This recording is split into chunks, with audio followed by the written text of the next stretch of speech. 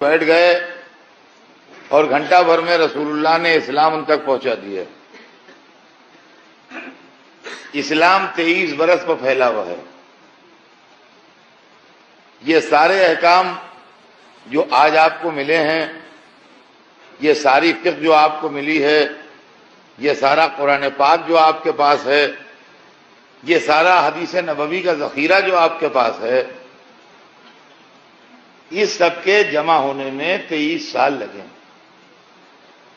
اس 23 برس میں بہت سی آیتیں ایسی ہیں اور بہت سے احکام ایسے ہیں جو منسوخ ہو گئے۔ منسوخ ہو گئے کہ کیا مطلب؟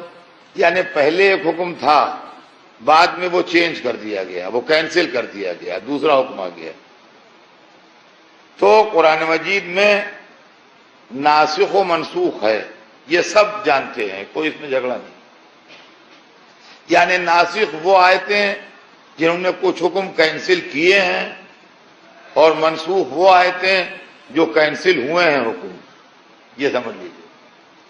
اور حدیث نبوی میں بھی ایسا ہے کہ 23 برس میں جو حضور نے ارشادات فرمائے ہیں، اس میں خدا نہ کردہ کوئی کنٹراڈکشن نہیں ہے، یہ نہ سمجھ لیجیے گا، کنٹراڈکشن یا کوئی تضاد نہیں ہے، لیکن حالات کو دیکھتے ہوئے آدمی کو حکم دیے جاتے ہیں۔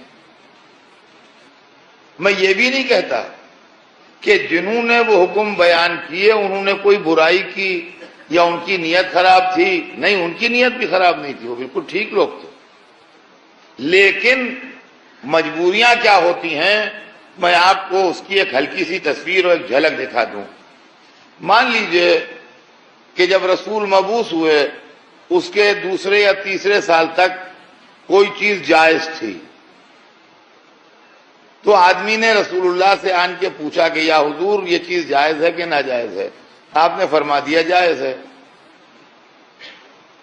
بعثت کے 10ویں سال وہ ناجائز ہو گئی مثلا۔ 12ویں سال ایک آدمی مدینے میں ملا حضور سے، انہوں نے پوچھا یا حضور ناجائز ہے کہ جائز ہے؟ آپ نے کہا ناجائز ہے۔ دونوں اپنی اپنی بستی میں گئے، دونوں نے ڈائریکٹ رسول سے سوال کیا ہے۔ ایک نے کہا میں نے خود رسول سے پوچھا، انہوں نے کہا جائز ہے۔ دوسرے نے کہا کہ میں نے خود رسول سے پوچھا، انہوں نے کہا ناجائز ہے۔ تو ان دونوں کی نیت میں کوئی خرابی نہیں ہے، میں ان دونوں آدمیوں کو غلط نہیں کہہ سکتا، یہ کہ دونوں صحیح کہہ رہے ہیں، مگر زمانے کا فرق ہے۔ نتیجہ یہ ہے کہ اسلام میں اختلاف پیدا ہوا۔ ایک آدمی کو کچھ پرسنل پرابلم ہے، مثلا میں ڈائبٹک ہوں اور میں حاضر خدمت رسول ہوا، میں نے کہا حضور میں حلوہ کھاؤں؟ فرمایا نہیں، حلوہ تمہارے لیے جائز نہیں ہے۔ یہ میرے لیے پرٹیکولر حکم تھا، اس لیے کہ میں بیمار ہوں، اور بیمار آدمی اگر وہ چیز کھائے گا تو اس کو نقصان کرے گی، تو جو چیز آدمی کو نقصان کرے وہ کھانا اس کے لیے جائز نہیں ہے، یہ شرعی مسئلہ ہے۔ وہ آدمی جو بیٹھا سن رہا تھا وہ سیدھا سادہ آدمی تھا، وہ جب اپنی بستی میں گیا تو اس نے کہا خبردار کوئی حلوہ نہ کھائے، میرے سامنے رسول اللہ نے ایک آدمی کو حلوہ کھانے سے روکا ہے، اور ہمایا ہم نے تو اب وہ بھی اپنے خیال میں تو بات صحیح کہہ رہا ہے، لیکن وہ حکم جو ہے وہ حکم عام نہیں ہے کہ سب کے لیے ہو، وہ حکم خاص ہے کہ جس کو یہ مرض ہے کہ جس سے نقصان کرتا ہے حلوہ، وہ حلوہ نہ کھائے، اس کے لیے حرام ہے، باقی لوگوں کے لیے کوئی حرج نہیں ہے۔ تو ان حالات کو دیکھتے ہوئے ایک ایسا شخص اسلام میں ہر دور میں رہنا چاہیے ہے جو پورے قرآن کی تفصیل جانتا ہو، پوری حدیث کی تشریح جانتا ہو، تاکہ اسلام میں ایک مرکز رہے، لامرکزیت نہ پیدا ہو جائے، ڈی سینٹرلائزیشن نہ ہو جائے، اور ایک اسلام رہے۔ عزیزان گرامی، ہمارے پاس جو عقیدہ امامت ہے اور امام معصوم کے ہم قائل ہیں، وہ اسی لیے قائم ہیں کہ امام کے وجود کا فائدہ یہ ہے کہ وہ تشریح قرآن کرتا رہے گا، توضیح حدیث رسول بیان کرتا رہے گا۔ اور میں ہمارے پاس جو اسلام ہے اس کے اندر جو تصور امامت ہے وہ کسی کی مخالفت یا زبردستی یا زیادتی یا لڑائی جھگڑے کے معاملے میں نہیں. اس کو آپ کسی دوسرے لائن میں نہ دیکھیے.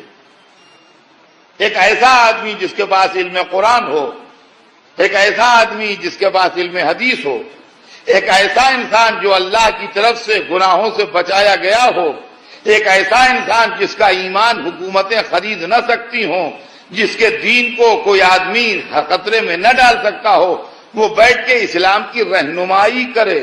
تو سوال یہ ہے کہ اس منزل سے سوائے امامت کے اور کون گزرا ہے؟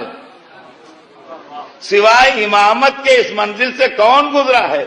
یہ محرم یہی تو بتاتا ہے کہ جب یزیدیت حسین کو خریدنے اٹھی تو خود بک گئی اور حسین کو نہ خرید سکی.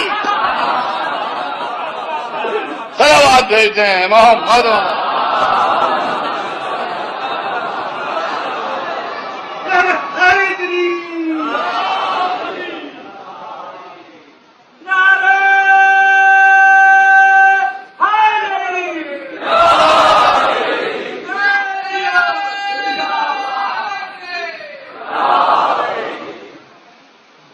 اب ہم جو یہ بات کرتے ہیں کہ ہم اس ذریعے سے اسلام کو سمجھنا چاہتے ہیں اور ہمارے پاس اسلام فہمی کا، اسلام کو سمجھنے کا سورس جو ہیں وہ اہل بیت ہیں، وہ اس لیے ہم کہتے ہیں. دیکھیے بالکل سامنے کی بات ہے.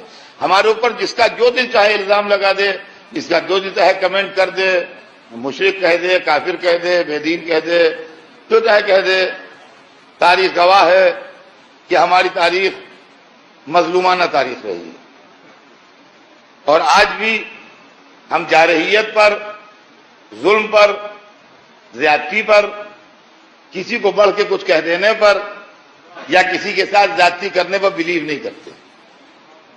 لیکن ایک بات ہم آپ سے ضرور پوچھیں گے اور جہاں جہاں میری آواز جا رہی ہو ہر آدمی ٹھنڈے دل سے اس مسئلے پر غور کرے کہ امام حسین رسول کے 50 برس کے اندر شہید ہوئے ہیں.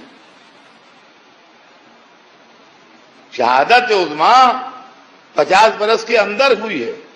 رسول کی رحلت کو پورے 50 سال نہیں ہوئے تھے کہ امام عالی مقام شہید ہو گئے. 50 سال کمپلیٹ ہونے میں 2 مہینے باقی تھے کہ امام حسین شہید ہو گئے. یعنی ودن 50 ایئرس امام حسین شہید ہو گئے. امام حسین جب سوال بیعت اٹھا تو مدینے سے چلے اور یہ کہہ کے چلے کہ مجھے یزید کی بیعت نہیں کرنا. لیکن بہت سے لوگوں نے امام حسین کا اس وقت ساتھ نہیں دیا. پھر وہ مکے آئے اور مکے میں اتنا ٹھہرے رہے کہ حج سیزن شروع ہو گیا اور حج سیزن شروع ہونے کے بعد اتنا ٹھہرے رہے مکے میں کہ وہ دن آ گیا جس دن لوگ حج کا احرام باندھتے ہیں، یعنی 8ویں ذی الحجہ. اور جو لوگ حج کو جا چکے ہیں وہ جانتے ہیں کہ جتنے حاجی اس سال کے ہوتے ہیں وہ 8ویں ذی الحجہ کو مکے میں ضرور ہوتے ہیں، اس لیے کہ 8ویں ذی الحجہ کو مکے سے حج کا احرام باندھنا واجب ہے. اگر آپ حدود حرم میں نہیں ہیں تو آپ کا اس دن احرام نہیں بن سکتا ہے. 8ویں ذی الحجہ کو آپ نے یہ کہہ کے مکہ چھوڑا کہ میرے قاتل آ گئے ہیں یہاں اور میں نہیں چاہتا کہ اس زمین پر میرا خون گرے اور میرے خون سے اس زمین کا احترام ضائع ہو، لہذا میں جان بچانے کے لیے نہیں نکل رہا ہوں، میں اس زمین کی عظمت بچانے کے لیے یہاں سے جا رہا ہوں. موت سے مجھے ڈر نہیں لگ رہا ہے. میں اس حدود سے جو مکے کی حرم کے حدود ہیں ایک بالشت باہر نکل کے اگر قتل کر دیا جاؤں تو مجھے پرواہ نہیں ہے قتل ہونے کی، مگر اس کے اندر ایک بالش رہ کے اگر قتل ہو جاؤں تو یہ مجھے گوارا نہیں ہے، اس لیے کہ میرے خون سے اس پاکیزہ زمین کا احترام جو ہے اس میں فرق ہے. لوگوں نے سنا اور خاموش رہے. اس کے بعد مکے سے لے کے کربلا تک کوئی جنگلی جنگل تھوڑی تھا. ارے بھائی منزلیں تو ہوں گی، گاؤں تو ہوں گے، چھوٹے چھوٹے قصبے صحیح کچھ تو ہوں گے جہاں قافلے ٹھہرتے ہوں گے. حسین اس سے گزرتے رہے، اپنا موقف سمجھاتے رہے. پھر کربلا کے میدان میں لاکھوں کا لشکر جمع ہوا، جس کے سامنے حسین نے بار بار خطبے پڑھے اور اپنا موقف سمجھایا. غور سے میری بات سنتے رہیے گا. خطبے پڑھے اور اپنے مقصد کو واضح کیا. 10ویں محرم کو اسی مجمع میں امام علی مقام شہید ہو گئے. 11ویں محرم کو ان کا قافلہ کوفے لے جایا گیا. کوفہ اس وقت عراق کا سب سے بڑا شہر تھا. یہ قافلہ کوفے کے اندر 3 دن رہا. بازار سجے گئے، دربار آراستہ ہوا، مجمع ہوئے، سب کو معلوم ہوا کہ حسین شہید ہو گئے، مگر کوفے میں کوئی ریولوشن نہیں ہوا. 3 دن کے بعد یہ قافلہ کوفے سے نکل کے شام گیا. روٹ تاریخوں کے اندر لکھا موجود ہے کہ کس روٹ سے یہ قافلہ شام گیا ہے. بہرحال کوفے سے لے کے شام تک بھی خالی جنگل نہیں تھے، شہر تھے، آبادیاں تھیں جن سے یہ قافلہ گزرا، اور ان بستی کے رہنے والوں کو یہ معلوم ہوا کہ نواسہ رسول شہید ہو گئے ہیں اور ان کا اسیر قافلہ اور ان کا سر جا رہا ہے. شام جو کیپٹل تھا اس میں بازار سجے گئے، دربار آراستہ ہوا، شہر کی آئینہ بندی ہوئی، آل رسول کا قافلہ اس میں سے گزارا گیا، دربار میں لے جایا گیا. سال بھر یہ لوگ قید رہے. اتنا بڑا روٹ تو وہ ہے جس سے یہ گزرے ہیں. اس کے علاوہ جن شہروں سے نہیں گزرے وہاں تک یہ معاملہ اتنا ہلکا نہیں تھا کہ اس کی اطلاع نہ پہنچی ہو. یعنی جن شہروں میں نہیں گئے تھے وہاں تک بھی اس واقعے کی اطلاع تو پہنچ گئی ہوگی نا. اس تو کامن سینس کی بات ہے، عقل تسلیم کرتی ہے. لیکن کوئی آواز نہیں اٹھی، کوئی ہنگامہ نہیں ہوا، کوئی مخالفت نہیں ہوئی. اس کا مطلب یہ ہے کہ لوگوں نے ظلم کو سنا اور راضی رہے، ظلم کو دیکھا اور راضی رہے، اہل بیت کو اسیر دیکھا اور چپ رہے، حسین کے سر کو کٹتے دیکھا اور چپ رہے، حسین کے سر کو نیزے پر دیکھا اور چپ رہے. اور یہ سب وہ تھے جو مسلمان تھے، کلمہ گو تھے، رسول کے 50 برس کے اندر اندر تھے. دیکھیے غور سے سنیے گا، رسول کے 50 برس کے اندر اندر تھے. تو اب بعد میں چونکہ 50 برس کے اندر اندر تھے، لہذا انہی میں سے اسلام پہنچانے میں ہم تک بہت سے راوی بھی تھے، بہت سے مولوی بھی تھے، بہت سے محدث بھی تھے، بہت سے مفسر بھی تھے، بہت سے عالم بھی تھے، بہت سے فتویٰ دینے والے بھی تھے. یہ سب وہ لوگ ہیں جن کے دامن پر خون حسین کا داغ لگا ہوا ہے.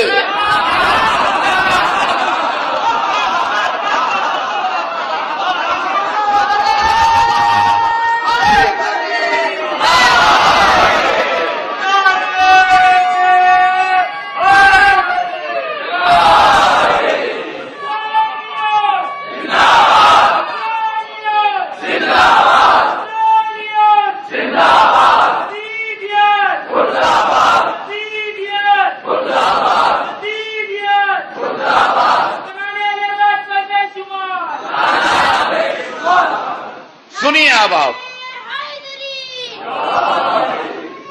یہ وہ ہیں جن کے دامن کے اوپر خون حسین کا داغ لگا ہوا ہے.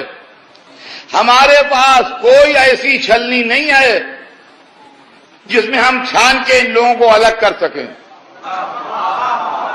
ہمارے پاس کوئی ایسی نالج اور کوئی ایسا سورس نہیں ہے علم کا کہ ہم اس کے اندر کہیں یہ شامل تھا اس کو ہٹاؤ، یہ شامل تھا اس کو ہٹاؤ، یہ شامل تھا اس کو ہٹاؤ، یہ نہیں شامل تھا اس کو لے لو، یہ نہیں شامل تھا اس کو لے لو. اب ایک چھوٹی سی مثال جو میری بڑی پرانی مثال ہے مگر پھر بھی دوہرا دوں کہ سبیلیں لگی ہوئی ہیں ماشاءاللہ.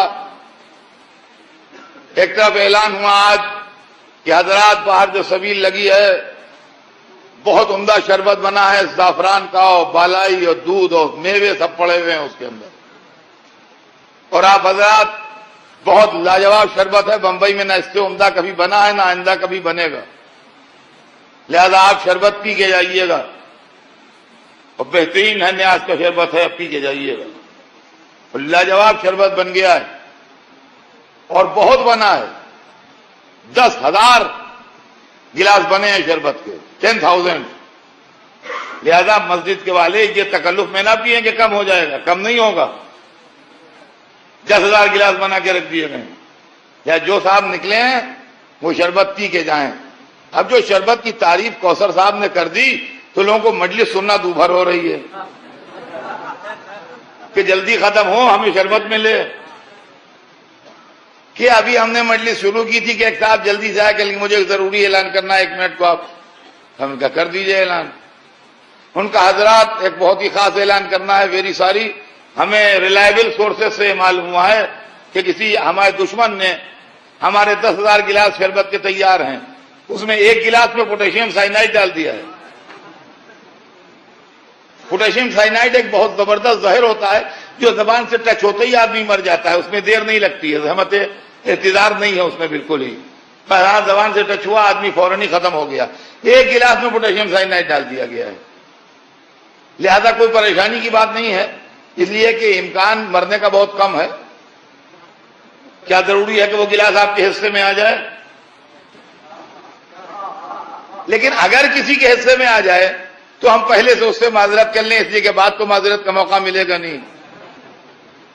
اب جو مجلس ختم ہوئی تو سبیل سے 2 گز دور ہٹ کے ہر آدمی چل رہا ہے. ان کا حضرت نظر تو جگتے جائیے, بہترین شربت بنا ہے. ان کا شربت کیا بنا ہے؟ آپ نے پوٹیشیم سائنائڈ ملا کے رکھا ہے. کس کو اپنی جان دوبھر ہے جو پی لے, ہم تو نہیں چکھیں گے اس کو. ان کا کیا ضروری ہے کہ اسی گلاس میں ہو, تو ان کا کیا ضروری ہے کہ نہ ہو؟ کیا ضروری ہے کہ نہ ہو صاحب؟ ہمارے چھوٹے چھوٹے بچے ہم نہیں پیئیں گے, ہم اپنے گھر کے اکلوتے ہم نہیں پیئیں گے, ہمارے بوڑھے ماں باپ ہیں ہم نہیں پیئیں گے. سمجھے آپ؟ جو ہے وہ چلا جا رہا ہے. کیوں چلے جا رہے ہیں آپ؟ اس لیے کہ 1,000 گلاسوں میں سے 1 میں پوٹیشیم سائنائڈ ملا ہے, اس لیے آپ وہ شربت نہیں پیتے ہیں. اہل بیت کے علاوہ دوسرا اسلام ہمیں اس لیے قبول نہیں کہ خون حسین ملا ہے اس کے اندر.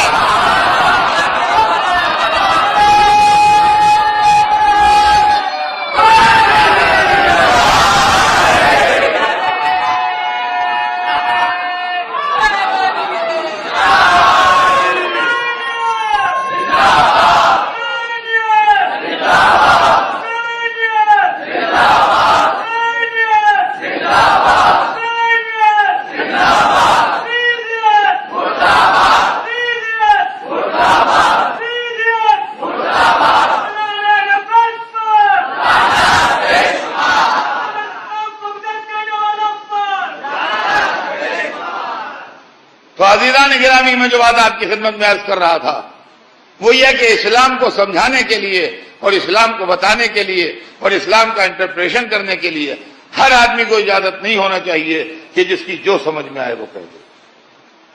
کل چلتے چلتے میں نے آپ کو جو واقعہ سنایا تھا وہ یہ تھا کہ ایک آدمی قرآن ہی کو غلط سمجھتے ہوئے اپنے غلط عمل کو صحیح سمجھ رہا تھا.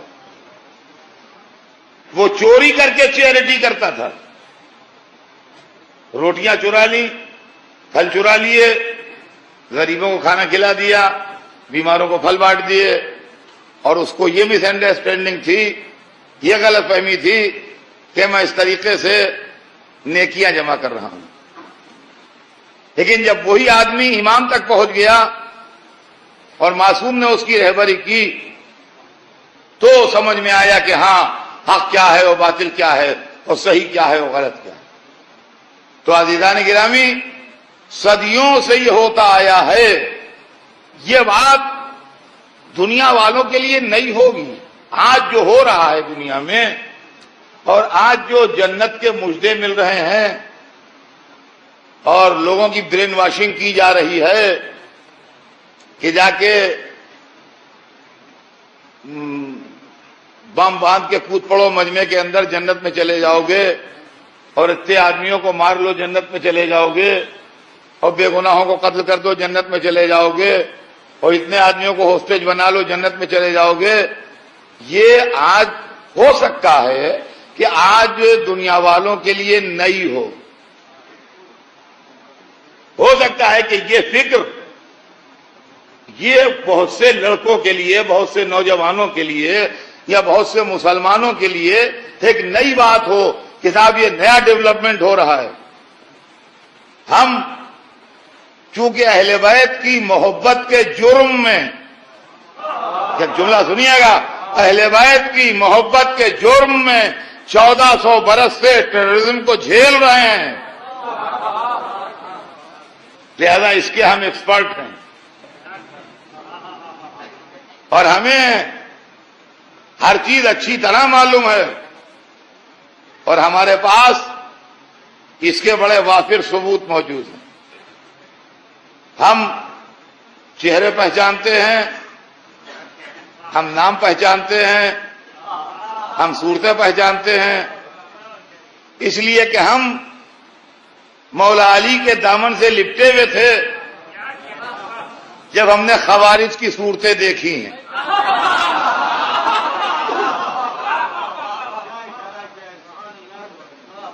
ہم نے وہ ماتھوں کے گھٹے بھی دیکھے ہیں، ہم نے وہ داڑھیاں بھی دیکھی ہیں، ہم نے وہ بار بار لفظ اسلام بھی سنا ہے اور ہم نے بار بار لفظ جنت بھی سنا ہے اور ہم نے بار بار تلاوت قرآن کی آواز بھی سنی ہے اور اس کے ساتھ دشمنی حیدر کرار کے جذبے بھی دیکھے. اور ان لوگوں کو جو گردنوں میں قرآن لٹکائے رہتے تھے، بے گناہ عورتوں کو قتل کرتے بھی دیکھا، مظلوم بڈھوں کو ذبح کرتے بھی دیکھا، دیہاتوں میں آگ لگاتے بھی دیکھا، بستیوں کو جلاتے بھی دیکھا، کھیتیوں کو غریب کسانوں کی آگ لگاتے بھی دیکھا، اور سب کچھ اسلام کے کھاتے میں ڈال کے وہ جنت میں جا رہے تھے. اور ایک منزل وہ بھی آ گئی کہ وہ اتنے کھڑے مسلمان ہو گئے. میں کیا عرض کروں آپ سے عزیزان گرامی، دیکھیے جب دیکھیے میری مثالیں ایسی ہیں، میں آپ کے دماغ پر تھکن نہیں طاری ہونے دیتا، اسی لیے میں بڈھا ہو گیا ہوں، مگر میرے آڈینس میں جوان اب بھی زیادہ ہیں. سمجھے آپ؟ جب بریانی پکتی ہے دیگ بڑی والی تو ایک شکل تو یہ ہے کہ اس کے اندر ہیٹ کم پہنچے تو گوشت اور چاول کچے رہ جاتے ہیں. تو جب کھایا جاتا ہے تو لوگوں کو شکوہ ہوتا ہے کہ یہ چاول میں ذرا سی کنی ہے، گوشت ٹھیک سے گلا نہیں ہے، نوچ رہے ہیں دانت سے. وہ ذرا بڈھے جن کے دانت کمزور حسرت سے دیکھ رہے ہیں. اور کبھی کبھی ایسا ہوتا ہے کہ ہیٹ بہت زیادہ پہنچ جاتی، تو اب جو دیکھ کھول کے دیکھی تو معلوم اندر سے سب کالی ہو رہی ہے. کہ کیا ہوا؟ کہ اتنی ہیٹ پہنچ گئی کہ سب جل گیا. تو یہ کل کے خوارج ہوں یا آج کے طالبان ہوں،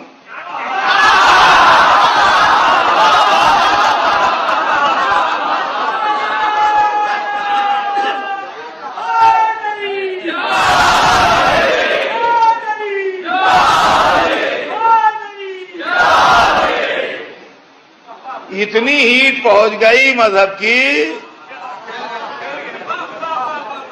اور ایسے جلے کہ علی سے جلنے لگے.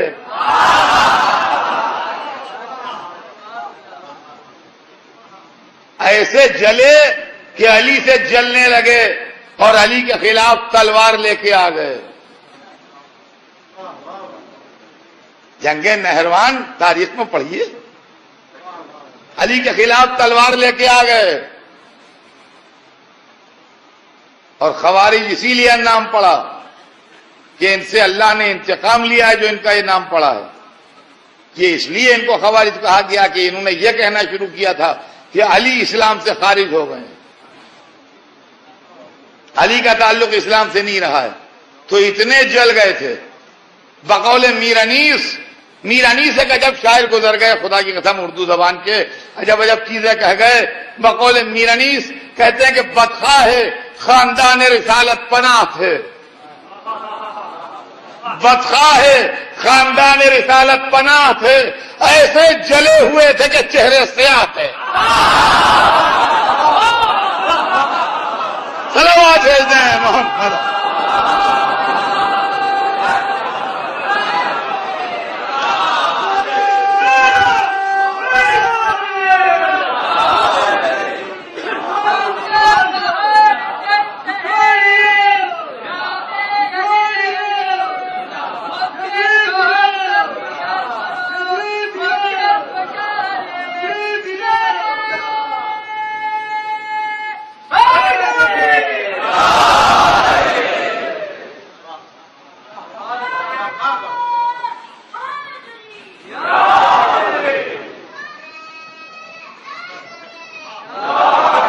تو عزیزان گرامی یہ وہ لوگ تھے کہ مولا علی کے سامنے آئے اور آپ نے سمجھایا انہیں، لیکن وہ اپنی غلط آئیڈیالوجی پر اتنا جمے رہے کہ علی نے سمجھایا اور سمجھ میں نہ آیا.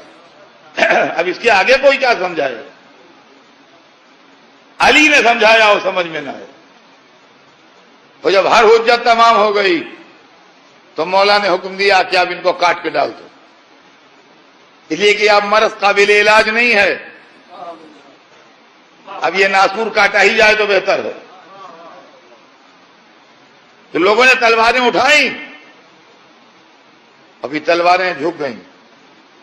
کہا یا علی وہ تو قرآن پڑھ رہے ہیں، وہ تو قرآن پڑھ رہے ہیں. خدا کی قسم علی کے علاوہ کوئی ہوتا تو جواب نہیں دے سکتا تھا، وہ علی تھے جنہوں نے جواب دیا. عجب جملہ فرما دیا ہسٹوریکل.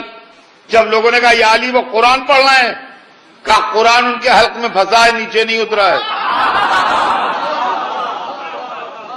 علی نے صبح قیامت تک کے لیے فیصلہ سنا دیا کہ جب تک خالی حلق میں پھنسا رہتا ہے آدمی قرآن پڑھتا ہے، جب دل تک اتر جاتا ہے تو محبت اہل بیت بن جاتا ہے.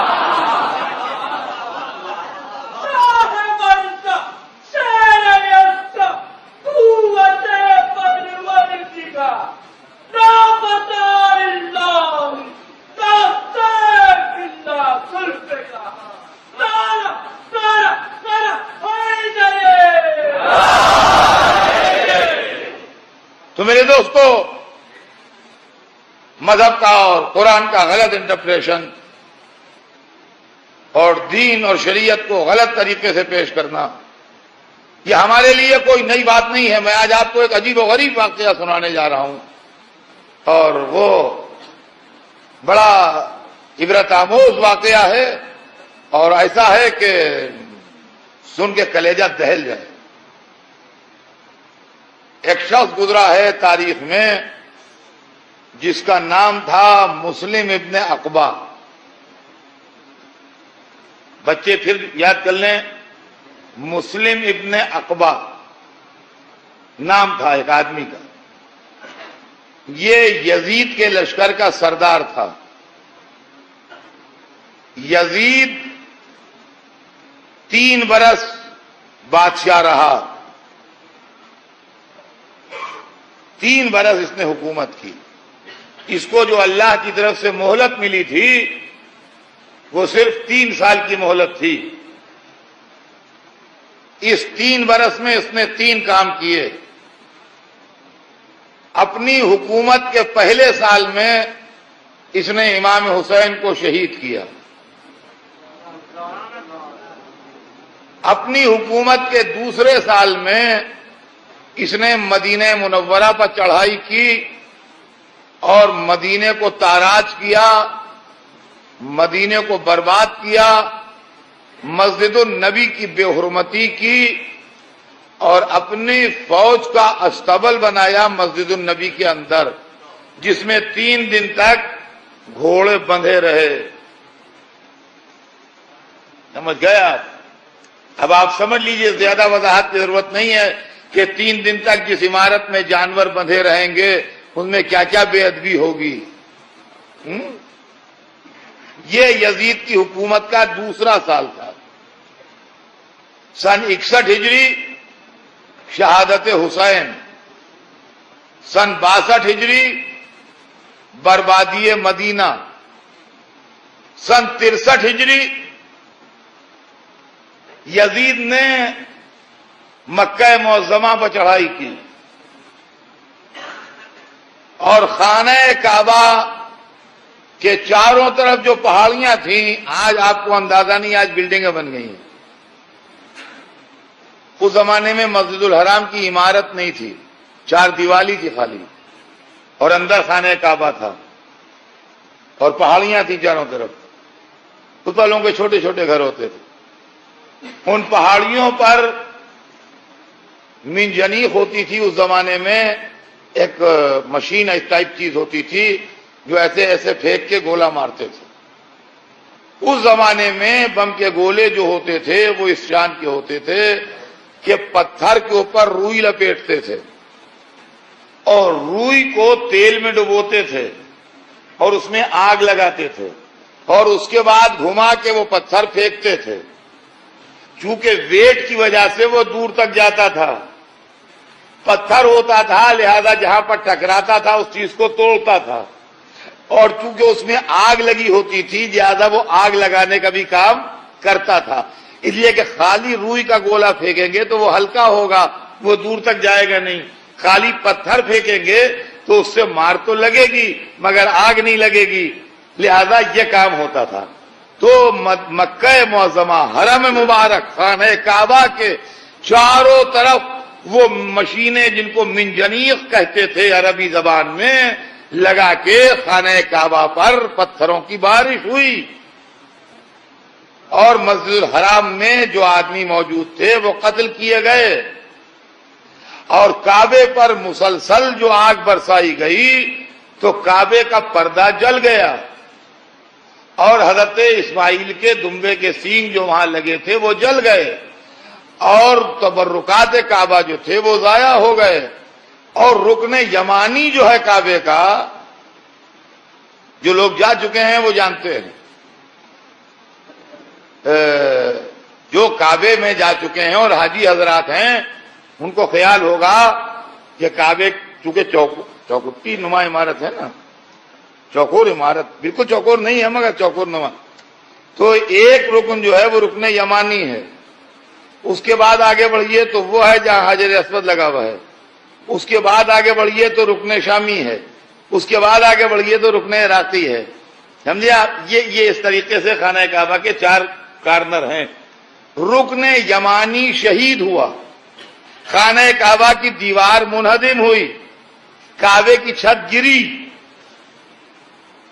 یزید نے اپنے دور اقتدار میں یہ 3 کام کیے۔ پہلے سال حسین کو شہید کیا، دوسرے سال مدینے کو تاراج کیا، اور تیسرے سال خانہ کعبہ کو برباد کیا۔ یہ بات بچوں کی دلچسپی کے لیے کہتا چلوں یا بڑوں کو متوجہ کرنے کے لیے کہتا چلوں کہ ذرا روٹ سمجھیے گا۔ جب ظلم کا سیلاب چلا تو پہلے حسین سے ٹکرایا، پھر مدینے سے ٹکرایا، پھر مکے سے ٹکرایا، یعنی حسین سے ہوتا ہوا محمد تک آیا، محمد سے ہوتا ہوا خدا تک گیا۔ دیکھا؟ توجہ کیجیے۔ اب یہ واقعات ہو سکتا ہے کہ اس مجلس میں ایسے بہت سے لوگ ہوں جو بعد میں کہیں کہ یہ ہمیں اتنی ڈیٹیل سے معاملہ معلوم نہیں تھا۔ ہو سکتا ہے کہ بعض بچے نوجوان ابھی مجھ سے یہ کہیں بعد میں ٹیلی فون کر کے یا آ کے یوں یا سننے میں آئے کسی ذریعے سے کہ صاحب وہ لڑکا کہہ رہا تھا کہ ہمیں تو یہ بات معلوم ہی نہیں تھی، آج پہلی دفعہ معلوم ہوئی۔ تو عزیزان گرامی،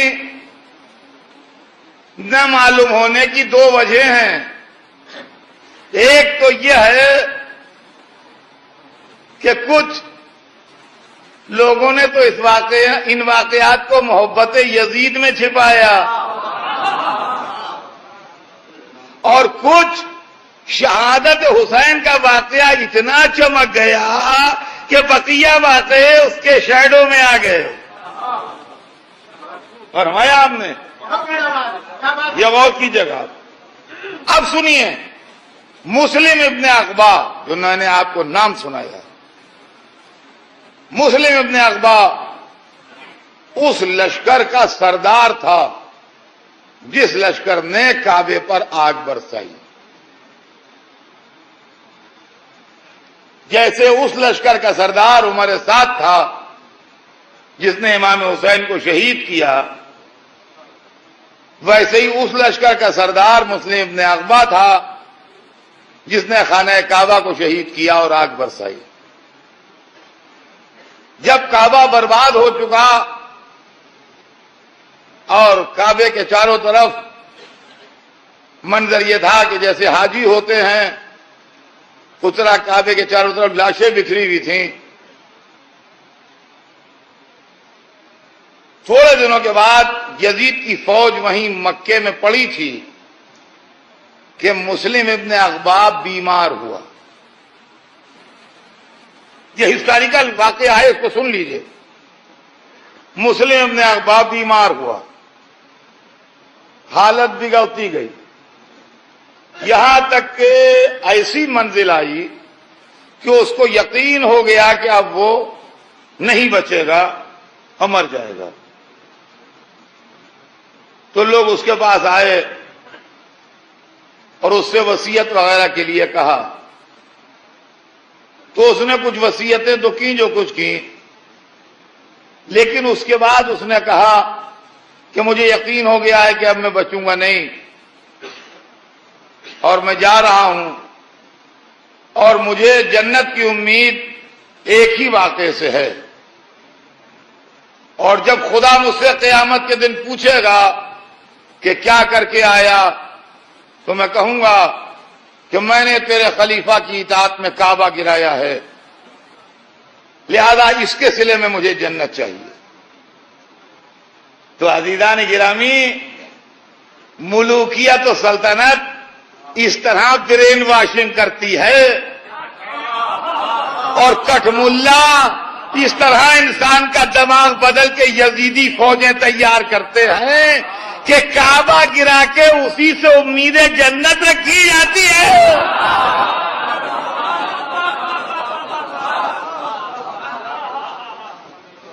کعبہ گرا کے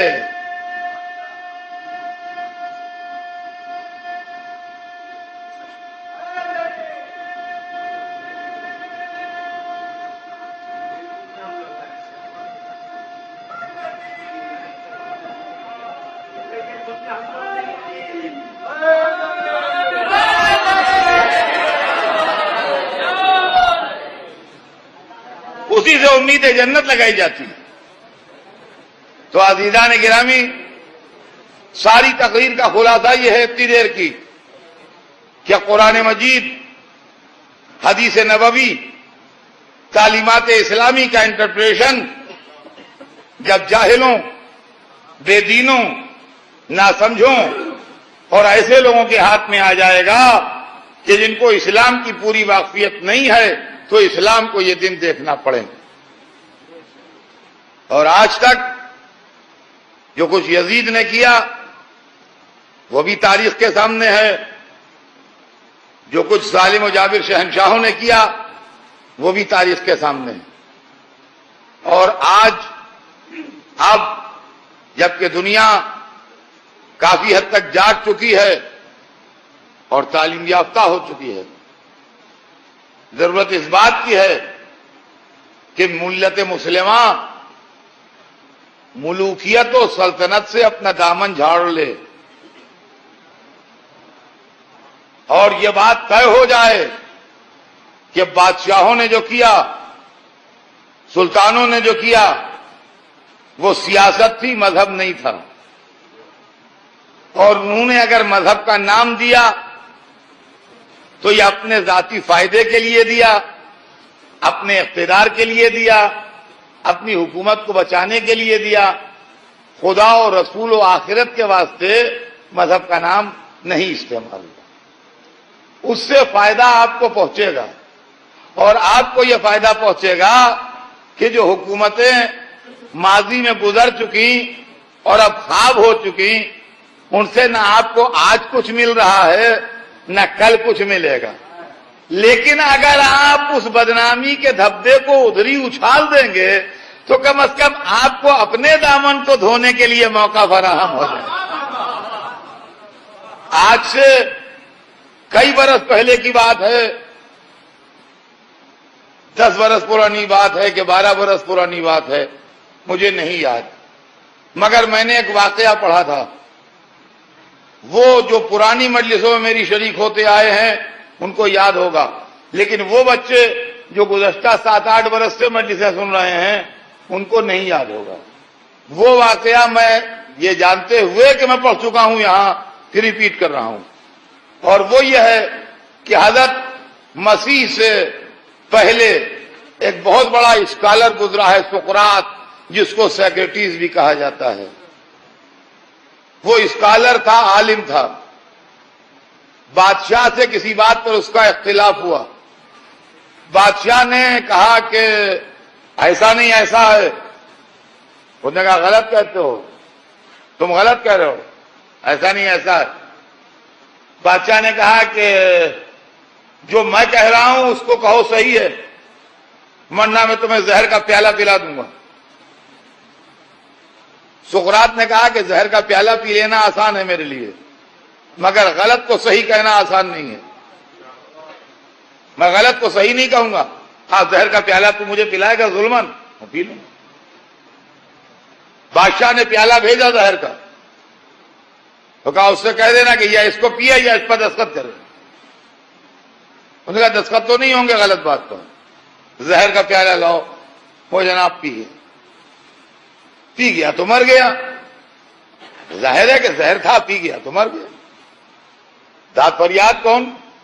بادشاہ نے بھجوایا تھا زہر، ختم ہو گئی بات، تاریخ میں لکھا رہ گیا۔ 2500 برس کے بعد 20ویں صدی میں یونان کے کورٹ میں ایک کیس دائر ہوا۔ یونان کے کورٹ میں ایک کیس دائر ہوا جس میں سقراط کے قاتل کے اوپر کیس دائر کیا گیا، باقاعدہ مقدمہ لڑا گیا، باقاعدہ ججز نے ہیئرنگ کی، باقاعدہ فیصلہ دیا جج نے کہ سقراط کے قاتل کو موت کی سزا دی جاتی ہے۔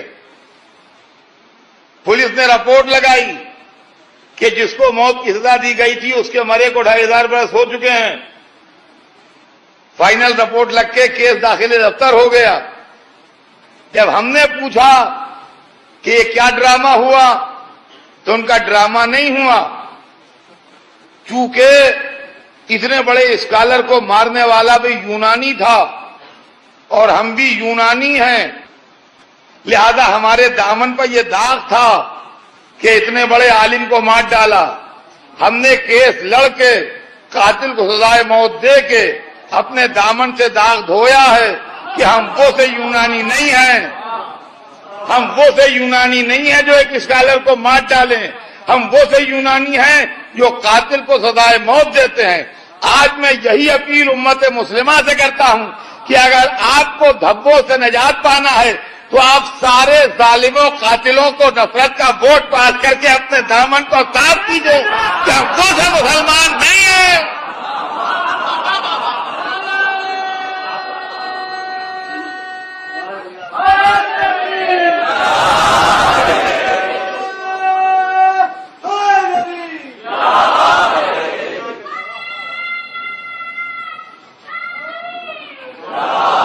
اور عزیزان گرامی، آج جو ہم محرم مناتے ہیں اور عزاداری کرتے ہیں اور روتے ہیں اور گریہ کرتے ہیں، اس کے اندر بھی یہ چیز چھپی ہوئی ہے کہ چونکہ حسین کے قاتل بھی مسلمان تھے اور ہم بھی مسلمان ہیں، لہذا محرم منا کے ہم یہ ثابت کرتے ہیں کہ ہم وہ سے مسلمان نہیں ہیں جو نبی کے نواسے کو مار ڈالیں، بلکہ وہ سے مسلمان ہیں جو قاتل سے اظہار نفرت کرتے ہیں۔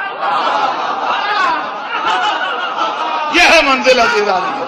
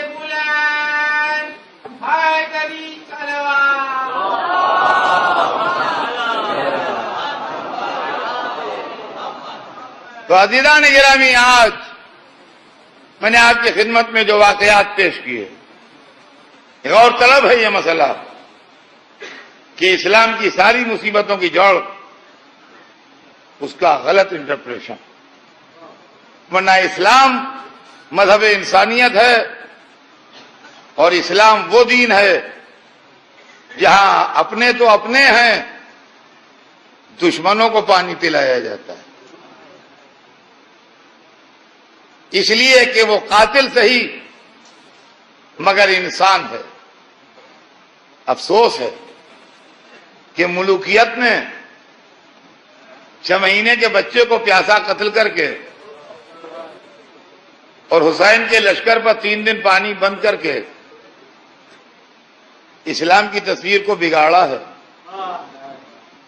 ورنہ عزیزان گرامی اسلام میں سب سے بڑی عبادت کا نام نماز ہے، سب کو معلوم ہے۔ عبادتوں کی فہرست میں سب سے پہلی نام جو ہے وہ نماز کا ہے، اور یہ بھی ہر مسلمان جانتا ہے کہ نماز اس وقت تک نہیں پڑھ سکتے آپ جب تک آپ وضو نہ کر لیں۔ نماز پڑھنے کے لیے پہلے وضو کرنا ضروری ہوتا ہے۔ اسلام وہ مذہب ہے جو کہتا ہے کہ اگر تم صحرا میں جا رہے ہو اور تمہارے پاس وضو کا پانی ہے اور تمہاری سواری کا جانور پیاسا ہے، یا تم نے صحرا میں دیکھا کہ کوئی جانور پیاسا ہے، تو اس جانور کو پانی پلا دو۔ اب وضو کے لیے پانی نہیں بچا، کوئی بات نہیں ہے، تیمم کرو خاک پر اور اللہ کی نماز پڑھو۔ اللہ وہ نماز قبول کرے گا تم سے جو تم نے خاک پر تیمم کر کے پڑھی ہے، اور ثواب دے گا کہ تم نے ایک جانور کی زندگی بچائی۔ وہ مذہب جو جانور کو پیاسا نہ دیکھ سکے، آپ سوچئے کیا وہ لوگ مسلمان تھے جنہوں نے حسین پر بہتا دریا بند کیا؟ ہماری جانیں نثار ہو جائیں ان بے کسوں پر، ہم قربان ہو جائیں ان مظلوموں کے۔ جو چھوٹے چھوٹے بچے پیاس سے زمین پر گر کے تڑپتے تھے، اور یقین مانیے کہ اگر چھوٹے بچے حسین کے ساتھ نہ ہوتے تو شاید یہ راز بھی نہ کھلتا کہ حسین پیاسے تھے۔ علی اکبر نہ کہتے کہ میں پیاسا ہوں، عباس نہ کہتے کہ میں پیاسا ہوں، حبیب و زہیر کی زبان پر ہرگز نہ آتا کہ مولا پیاس لگی ہے۔ شہزادی زینب و ام کلثوم کجا جناب فضہ نہ کہتی کہ میں پیاسی ہوں۔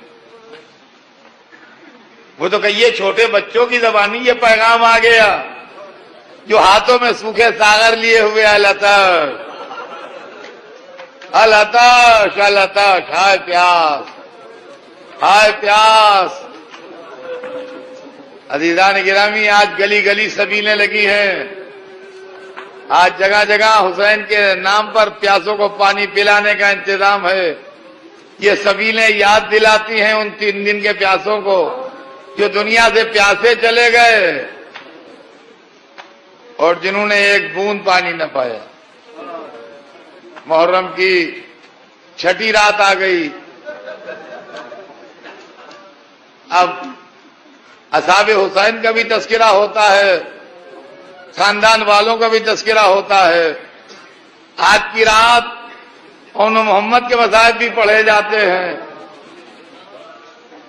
جو اپنے ماموں پسر کو قربان کر کے چلے گئے، شہادت کے خاندان سے وابستہ تھے، دادا بھی شہید، نانا بھی شہید۔ جعفر ان کے دادا تھے، حیدر کرار ان کے نانا تھے۔ تو جعفر و حیدر کے ورثہ اون محمد بقول میر انیس جعفر کی ایک علی کی شبیہ تھا، جعفر کی ایک علی کی شبیہ تھا، چھوٹا تو کچھ بڑے سے زیادہ وجیح تھا۔ مجھے نہیں معلوم کہ ان شہزادوں نے کیوں کر اجازت لی، مجھے نہیں معلوم کہ حسین نے بہن کی کمائی کو کس دل سے کربلا میں بھیجا، لیکن ہاں مجھے یہ معلوم ہے کہ ماں نے بچوں کے گزر جانے پر کسی دکھ کا اظہار نہیں کیا۔ اللہ اللہ، کربلا میں محمد کے گھرانے پر ایسی خزاں آئی کہ صبح سے لے کے ظہر تک کربلا کے میدان میں دوست کام آتے رہے۔ حالانکہ عزیزان گرامی، یہ میں آپ کی خدمت میں عرض کر دوں کہ جب کربلا کا میدان سچ کے تیار ہوا تو شاید یہ بات آپ نے پڑھی ہو تاریخ میں، اور جن کی نظر میں تاریخ ہے وہ اس سے واقف ہیں۔ ابھی لڑائی کا آغاز نہیں ہوا تھا کہ حسین نے سب سے پہلے علی اکبر کو دیکھا، تو کہا تقدم ولدی، بیٹا آگے بڑھ۔ لیکن اصحاب باوفا نے گردن پر شمشیر ہے، مولا ہمارے سامنے جائے گا شہزادہ۔ اسی لیے زیارت میں علی اکبر کو اول شہید کہا۔ علی اکبر انہی معنوں میں اول شہید ہیں جن معنوں میں اسماعیل ذبیح اللہ ہیں، منزل دفاع تک آ گئے اس لیے ذبیح ہیں، اذن شہادت سب سے پہلے علی اکبر کو ملا اس لیے اول شہید۔ لیکن اب جو ترتیب شہادت قائم ہوئی تو دوست جاتے رہے اور سر کو کٹاتے رہے، یہاں تک کہ کربلا کے میدان میں سورج ڈھلا، اور جب سورج ڈھلا تو نماز ظہر قائم ہوئی۔ ادھر امام نے نماز شروع کی، سعید ابن عبداللہ اور زہیر قین سینہ تان کے آگے کھڑے ہو گئے۔ کبھی تیر آتا تھا سعید روکتے تھے، کبھی تیر آتا تھا زہیر روکتے تھے۔ روایت بتاتی ہے جب نماز تمام ہوئی تو سعید کے سینے میں 17 تیر اتر گئے تھے۔ ایک دفعہ حسین کو دیکھا، کہا مولا راضی ہوئے؟ کہا ہاں راضی ہو گیا۔ زمین پہ گرے، روح گلشن جنت کو پرواز کر گئی۔ حسین بیٹھ گئے، ایک ایک تیر ہاتھ سے نکالا۔ میں کہوں گا سعید سینے سے تیر نکل رہے ہیں کہ دل سے ارمان نکل رہے ہیں؟ حسین تیر نکال رہے ہیں۔ یہ امتحان ظہر تھا کہ سعید کے سینے سے تیر نکالے، وہ امتحان عصر تھا علی اکبر کے کلیجے سے برچھی نکالی، علی اصغر کے گلے سے تیر نکالا، قاسم کے لاشے کے ٹکڑے لائے، اون محمد کے جنازے لائے، فاطمہ کی کھیتی لٹ رہی تھی، زینب کا گھر اجاڑ رہا تھا، محمد کا خاندان برباد۔